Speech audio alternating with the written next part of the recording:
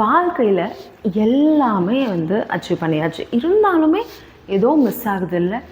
நானும் லைஃப்பில் சக்ஸஸ் பார்த்தாச்சு, மணி பார்த்தாச்சு, ஏன் ரிலேஷன்ஷிப் கூட ஹாப்பியாக தான் இருக்குது, இருந்தாலுமே ஏதோ ஒன்று மிஸ் ஆகுதில்ல. இதே மாதிரி தான் சீக்ரெட் புக் எழுத ரோண்டா பைரானுக்கும் இருந்துச்சு. அதுக்கப்புறம் ரொம்ப வருஷமாக தேடி தேடி தேடி ஒரு உண்மையை கண்டுபிடிச்சாங்க. என்ன உண்மைனா ரொம்ப ரொம்ப சிம்பிள்.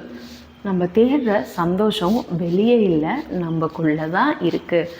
நம்ம நிறைய அச்சீவ்மெண்ட் பண்ணியிருப்போம், அது நம்ம கிடையாது. நம்ம அனுபவிக்கிற ஸ்ட்ரகிள்ஸ் நம்ம கிடையாது.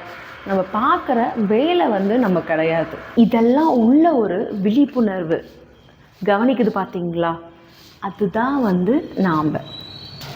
நம்ம உண்மையான இயல்பு என்ன தெரியுமா? சந்தோஷமாக இருக்கிறது தான். ஆனால் இதை நம்ம மறந்துட்டதுனால தான், நம்ம யாருன்னு மறந்துட்டதுனால தான் இவ்வளோ கஷ்டப்படுறோம்.